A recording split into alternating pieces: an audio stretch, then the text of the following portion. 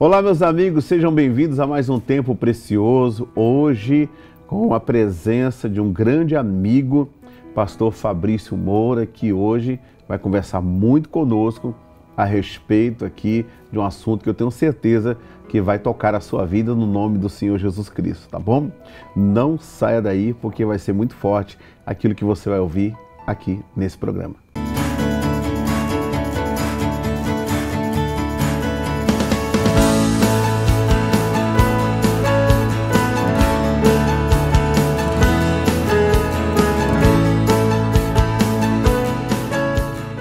Recebendo aqui no Tempo Precioso, meu amigo, pastor Fabrício Moura, pastor da Igreja Presbiteriana Renovada. Pastor, boa noite.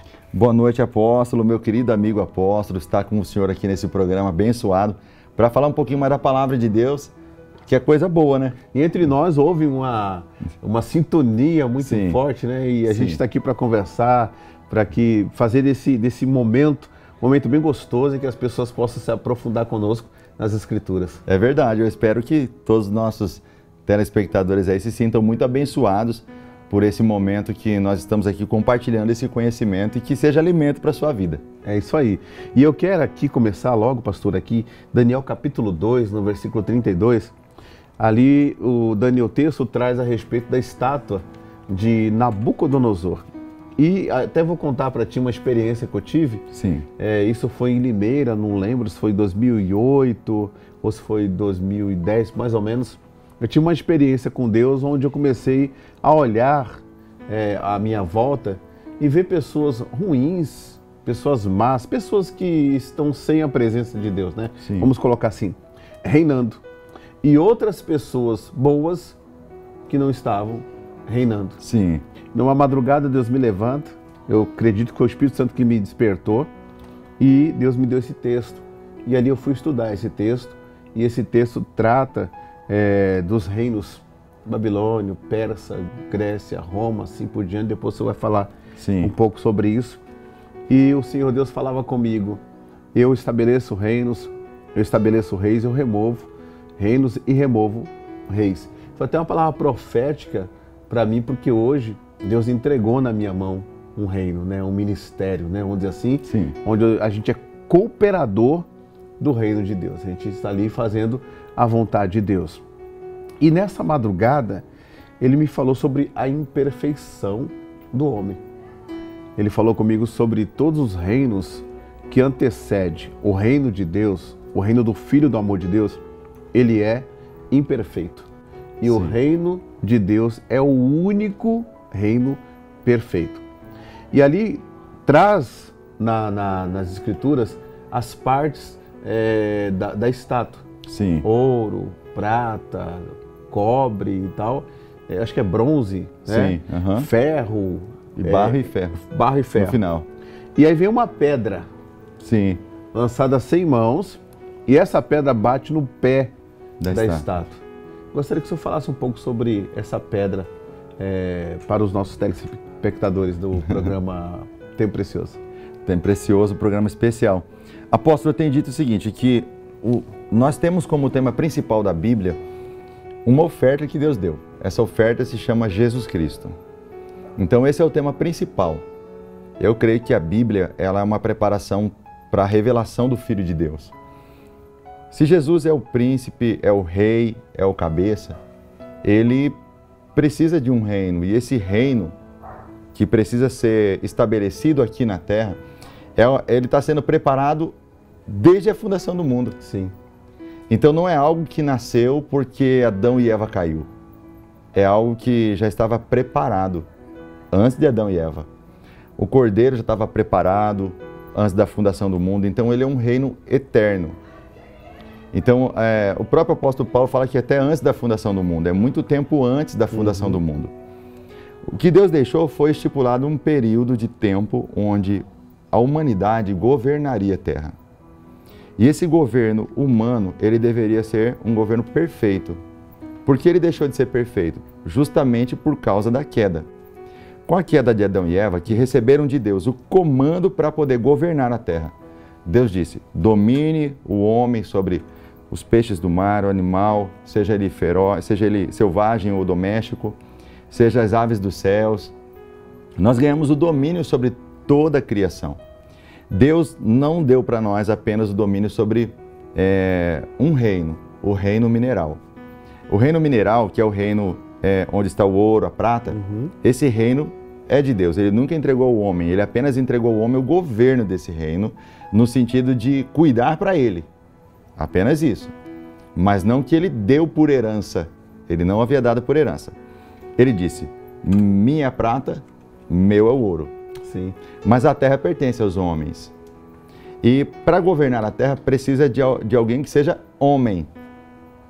Por isso Jesus Cristo, homem. Por isso o cordeiro que estava preparado desde a fundação do mundo. O cordeiro que foi morto antes da fundação do mundo. O primogênito de toda a criação, o primeiro. Não havia ninguém, ele era o cabeça de todas as coisas. E Deus decidiu também não interferir no governo do homem, né? Exatamente. Na verdade... Até por causa do livre-arbítrio e tal. Sim, perfeitamente. É que o homem perdeu a direção do Espírito Santo. Perfeitamente. E aí a carne começou, aí veio as imundícias, veio a ganância, veio a maldade, veio a malícia, veio tudo isso. E aí tirou completamente, como o senhor falou agora, a perfeição do reino. Exatamente. O que nós temos na visão de Deus em relação aos governos é que quando o justo governa, toda a terra celebra. Sim. Quando o ímpio governa, ele não governa, ele oprime. A terra geme. A terra geme. Porque o reinado de um ímpio, na verdade, é justamente gerar opressão, que vai resultar nesse gemido. Então, mesmo o governo de um justo não é perfeito, mas ele pode ser um governo que agrada a Deus. Sim. Então, onde está o ponto de inflexão? Onde está o ponto de vista divino em relação aos governos, que muitas vezes, na igreja, até os teólogos, pastores, têm dificuldade de compreender e são poucos que você consegue perceber que eles entendem isso. Onde é que está? Porque sempre foi o desejo de Deus que um justo governasse. Então, toda interferência de Deus, ou todo favor de Deus em relação aos governos, aos reinos, aos impérios, é que estivesse como cabeça um justo. Então, a legalidade de Deus de agir dentro do reino dos homens sempre será através de outros homens. Então, é verdade isso que o Senhor Deus decidiu escolher um homem, segundo o seu coração, para reinar sobre Israel. Exatamente. Então, qual que foi o grande problema dos governos dos homens? Foi quando o império do mal, o império das trevas, quando homens que não eram justos, mas ímpios, começaram a governar, começaram a encabeçar a humanidade. Eles começaram a gerar opressão, sendo que o desejo de Deus sempre foi que um justo governasse, mesmo depois da queda. E o justo que eu digo é alguém que realmente ouve a voz de Deus, não é alguém perfeito, não é alguém que não peca, não se trata disso, se trata de alguém que decide governar segundo o coração de Deus. Então, depois de muito tempo, Deus encontrou alguém em Davi. Entendi. Foi em Davi que ele encontrou. Então, esse governo do justo sempre foi o objetivo de Deus. Deus sempre quis que estivesse encabeçando a humanidade, uma nação, um grupo, alguém que fosse segundo o seu coração. E essa era a grande dificuldade. Até em relação à igreja, né? Sim. Em relação à igreja, Deus ele tem algumas atributos que um bispo, um pastor, um apóstolo, eles não podem abrir mão. Exatamente. Eles têm que ter aquilo, né, para estarem à frente de um povo e governar, porque ser um pastor, ser um profeta, ser um apóstolo, né, ser um mestre e um evangelista são governos estabelecidos por Deus para que Cristo seja gerado na vida do povo, na vida da igreja, na igreja. Sim. Né? É o objetivo desses governos, né? Exatamente. E Deus ele escolhe pessoas também que sejam justas. Que sejam justas. E aqui está o grande ponto. Nós temos uma linhagem, que é a linhagem de Caim, que ela foi prevalecendo, ela foi crescendo e multiplicando. E eles foram edificando cidades. Quando eles edificavam cidades, o que eles faziam, na verdade, era construir prédios, construir torres. E nessa construção, eles construíram isso através do sofrimento do ser humano. Então, qual que é o desejo de Deus? Que nós viemos governar a terra. Nós viemos governar, sim, a humanidade, mas não oprimir, não mandar. Na verdade, nós temos domínio sobre a criação. Nós não temos domínio sobre os seres humanos. Os seres humanos, eles são indomáveis. Os seres humanos não nasceram para ser dominados. Então, todo ser humano, ele nasceu para ser cabeça. Ele tem a essência de Deus dentro dele. Então, quando ele é dominado, ele entra num processo de opressão. Esse processo de opressão é ele viver uma vida fora da vontade de Deus e fora do propósito que ele nasceu para ser. Então, uma forma de você fazer um ser humano mudar de opinião não é dizendo sim ou não, mas como o senhor estava pregando no programa Sucesso, sim, a respeito da orientação aos jovens em relação sim, ao namoro, em relação à escolha de uma sim, pessoa para estar com ela durante a sua vida. O senhor estava falando ali e o senhor faz uma pergunta, né?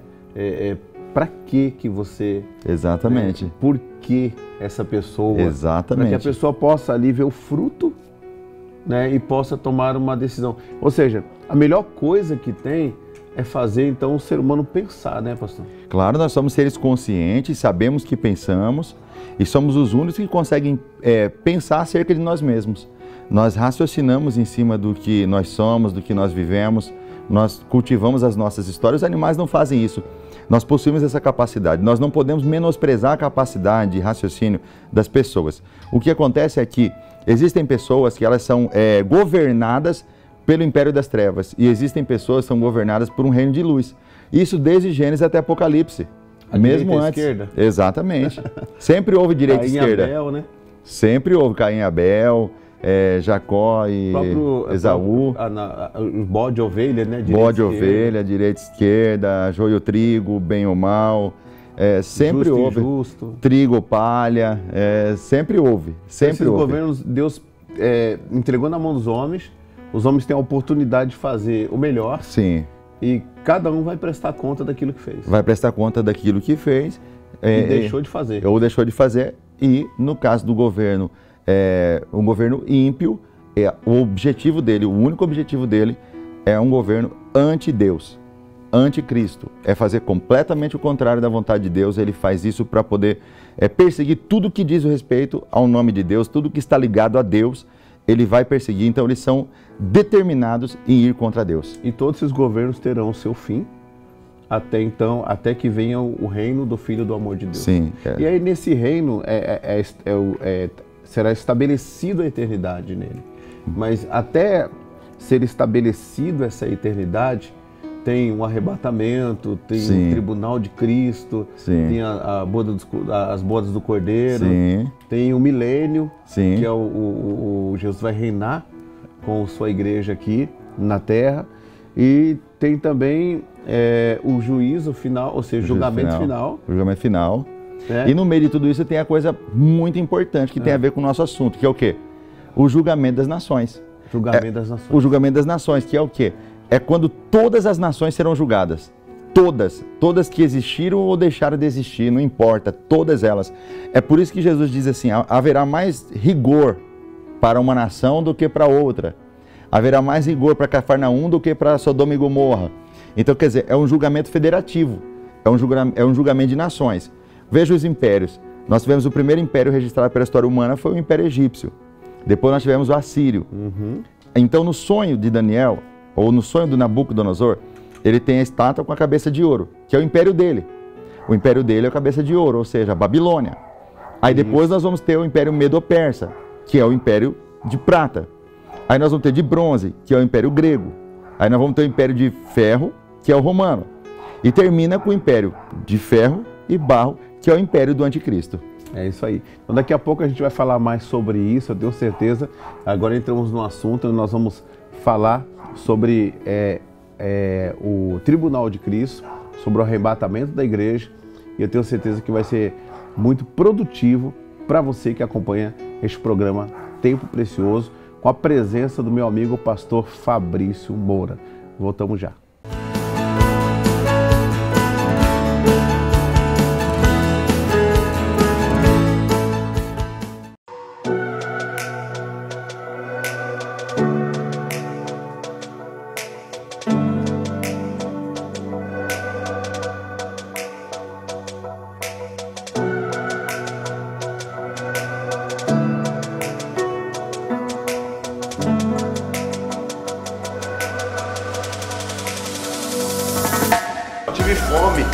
me deste de comer. Tive sede e me deste de beber. Eu estava nu e alguém me vestiu. Eu estava enfermo e alguém foi lá me visitar. E eu estava preso e alguém foi lá me ver. E aí perguntaram para Jesus assim: mas quando fizemos isso? E Jesus falou: quando você faz algo para qualquer um ser humano, você faz para mim.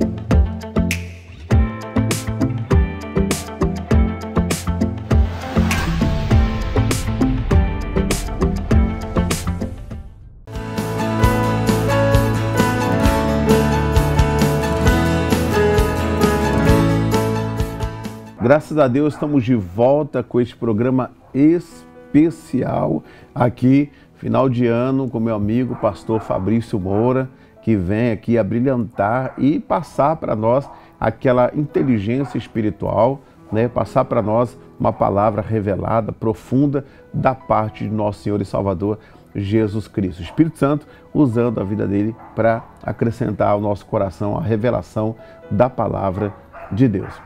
E nesse segundo bloco eu quero falar com vocês a respeito do arrebatamento da igreja, a respeito do tribunal de Cristo, falar um pouco sobre esse assunto, né? E eu tenho certeza que vai mexer com você.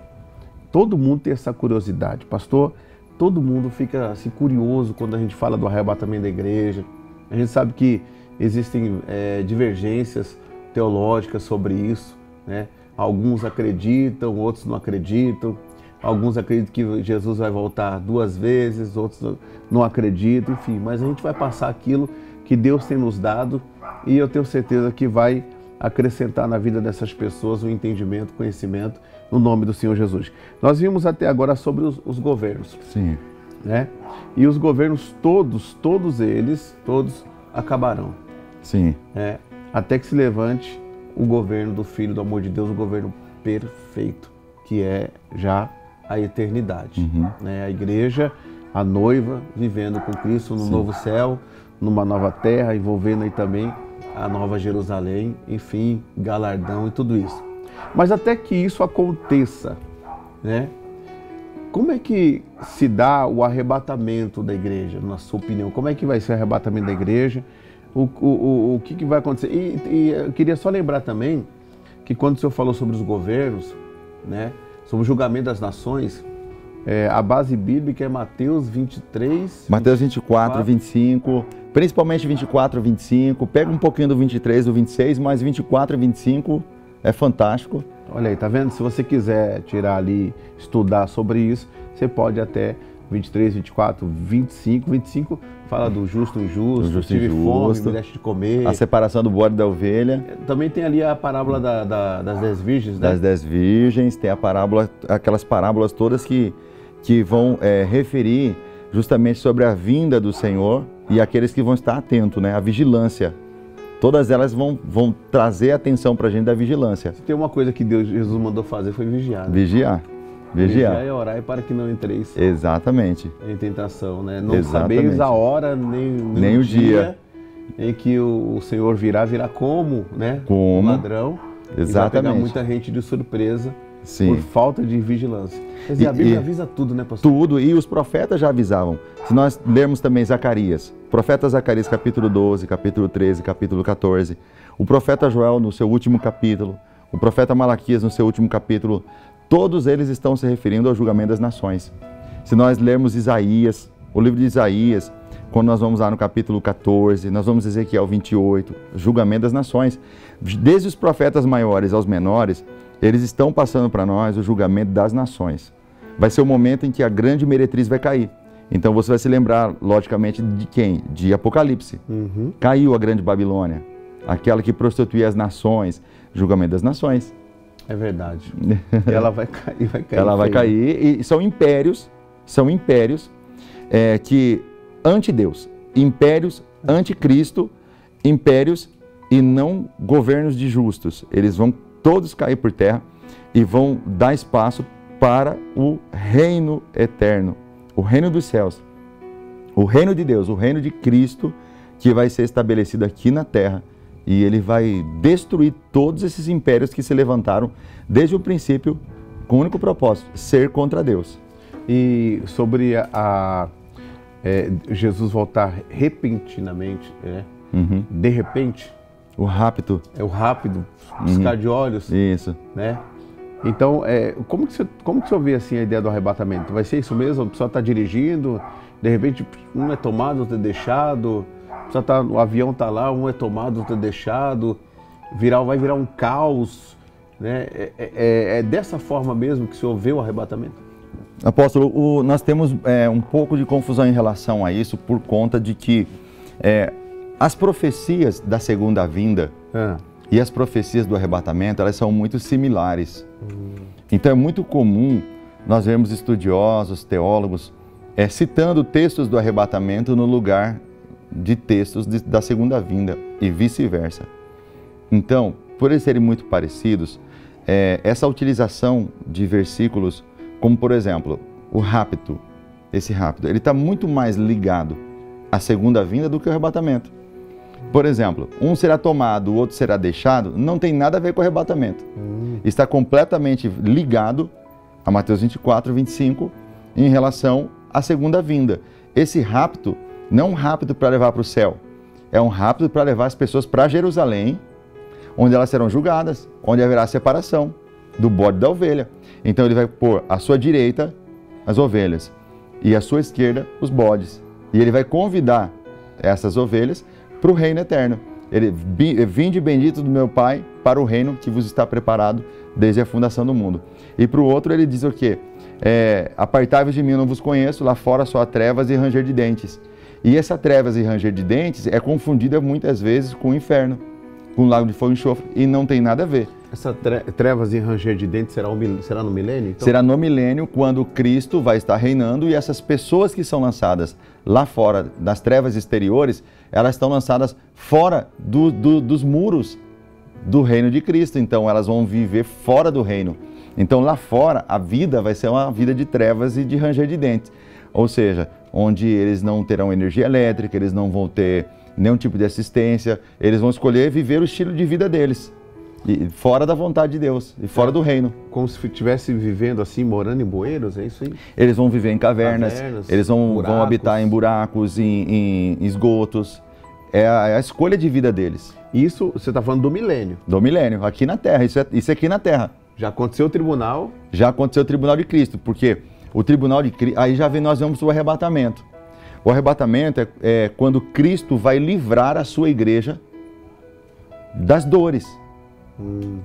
O que é salvação? A salvação muitas vezes, e é uma coisa até difícil de falar, apóstolo, e com certeza quem está do outro lado aí pode até levar um choque. Você aprendeu que salvação é livrar você do inferno. E salvação é mais do que isso. Salvação é livrar você da ira de Deus. Então, quando você é salvo, você é livre da ira de Deus. O que é ser livre da ira de Deus? É ser livre do dia da ira de Deus. E qual é o dia da ira de Deus? Lá em Isaías 61, o dia da vingança. O dia da vingança. E qual é esse dia? A grande tribulação. O propósito de Deus, o propósito de Cristo Jesus é nos livrar do dia da ira de Deus, o dia da vingança. O dia que ele vai pisar o lagar do furor da ira de Deus, do vinho sem mistura. Sem mistura. É só para ímpio. Então a gente está diante de um Deus, nesse período, de um Deus justo. De um Deus justo e vingador. E vingador. Ele diz, a vingança é minha. Pertence à minha vingança, isso mesmo. Exatamente. Então você... E existem almas que clamam por isso, né? Clamam por isso. Debaixo do altar de Deus. Clamam por... Bem-aventurados são aqueles que têm fome e sede de justiça. Por quê? Porque você que está no hospital agora aí, e você está vendo toda essa injustiça que você está sofrendo, você acha que você não tem um vingador? Você tem um vingador, ele disse, a vingança é minha, diz o Senhor. Irai-vos, mas não pequei, deixa comigo, eu compro a sua briga. Entendi. Vai ter o dia que ele vai trazer essa vingança. O dia da vingança do Senhor, o dia da ira, ele quer livrar os justos dela. Tá. Então a gente já está no milênio. Então, Sim. Jesus arrebatou a igreja. Sim. A igreja agora está sendo julgada. Vai lá para o tribunal de Cristo. Sim. Né? O tribunal de Cristo, nós temos como base ali, segunda carta de Paulo aos Coríntios, Capítulo 5, no capítulo 10. 5, versículo 10. Sim. Quando Paulo diz que todos nós iremos comparecer Sim. diante do tribunal de Cristo e todos nós vamos prestar conta daquilo que fizemos no corpo, sendo bem Sim. ou mal. Inclusive, o apóstolo Paulo estará presente lá também. Sim. Essas pessoas que estarão no tribunal de Cristo, esse é o julgamento da igreja, ou seja, Da igreja. salva. Sim, sim, isso mesmo. Só a igreja passa pelo tribunal de Cristo. Nós vamos ter 3 julgamentos na Bíblia. 3. O tribunal de Cristo, o julgamento das nações e o juízo final. São os 3 grandes julgamentos da Bíblia. O tribunal de Cristo, o julgamento das nações e o juízo final, que é o grande trono branco. O tribunal de Cristo só para a noiva, só para a igreja. O julgamento das nações, onde ele vai fazer a separação depois da grande tribulação entre as nações que serviram a Deus ou que temeram a Deus e as nações ímpias, as nações pagãs, as nações que são regidas pela mentalidade da grande Babilônia.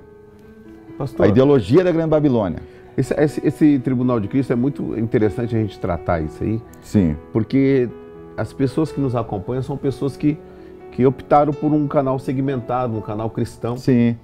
E isso me preocupa muito quando fala do tribunal de Cristo, porque muitas pessoas que já fizeram algo para Deus, essas pessoas, por algum motivo, elas agora pararam Sim. de fazer. Uhum. E pelo que eu estou vendo aí, nós vamos prestar conta, mesmo salvo, daquilo que estamos fazendo e daquilo que nós deixamos de fazer. As pessoas que, claro, sem trazer peso, não só para abrir os olhos, porque o Tribunal de Cristo traz a questão do galardão, então. Sim. Do galardão. Uhum.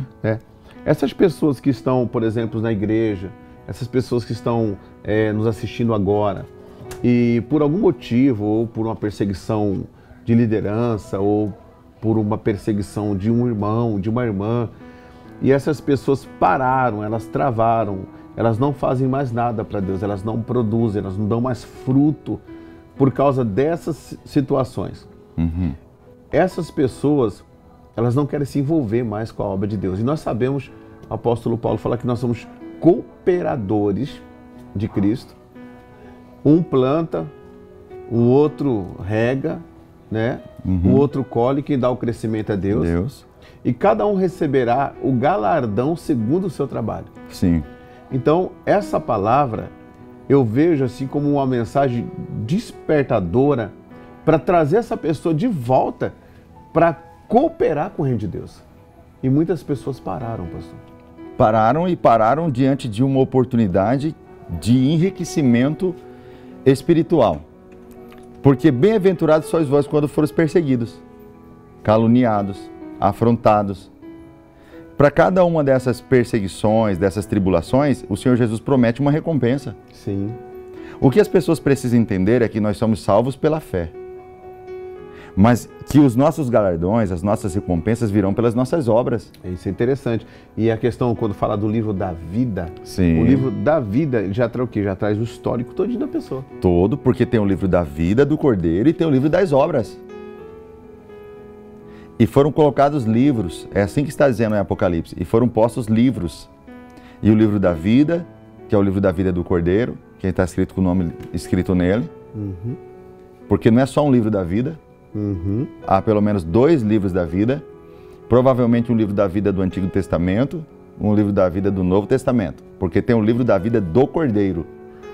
Aí nós temos os livros das obras, e esses livros das obras é onde que nós recebemos nossas recompensas, nossos galardões.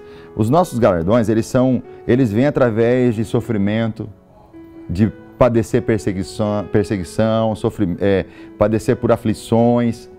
Então, todas as vezes que nós somos perseguidos, somos caluniados, difamados, nós estamos aumentando nosso tesouro no céu. E as pessoas estão confundindo, né? Elas estão deixando de fazer o que elas precisam fazer, um compromisso com a igreja, um compromisso com a palavra, um compromisso com Cristo. Elas estão deixando de cumprir aquilo e estão naquelas de, Deus me ama, Jesus já pagou o preço por mim, Jesus já sofreu no meu lugar. Então, só que nós temos uma missão que é levar a palavra de Deus para as pessoas. E tudo isso requer o quê? Requer energia, requer esforço, requer sacrifício, né? Requer renúncia. Exatamente. E as pessoas elas estão saindo fora disso, porque as pessoas não estão querendo mais fazer. Exatamente. Né? Cumprir a sua chamada, cumprir o seu ministério. E nós vemos na Bíblia o próprio apóstolo Paulo, né? Ele fala, terminei o bom combate. Né? Acabei a carreira, terminei o bom combate, terminei a carreira e guardei a fé. Exatamente. Pela fé, o Senhor falou, pela fé nós somos salvos. E mas verdade, tem a carreira também. Tem a carreira também. E aí vem o galardão. Exatamente. Né? E agora me espera um prêmio. Ele fala do prêmio, galardão. A vocação, a qual me foi confiada. Exatamente. Então, isso é muito bom para despertar você que está nos assistindo.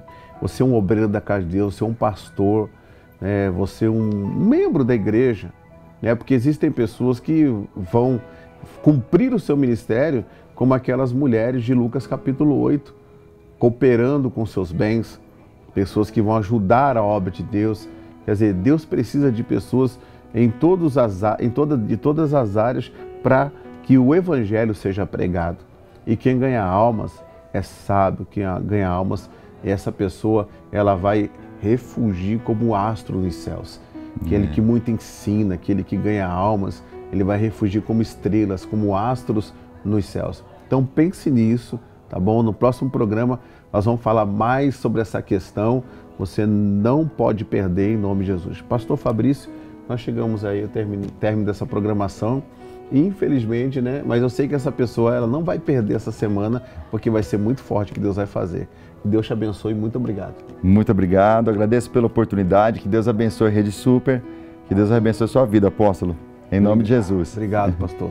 Então ficamos por aqui, que Deus te abençoe, tempo precioso, não temos mais tempo, mas foi precioso esse momento com vocês. Amanhã vamos retomar esse assunto, tá bom? Nesse mesmo horário. Fique ligado, que Deus te abençoe e até o nosso próximo encontro.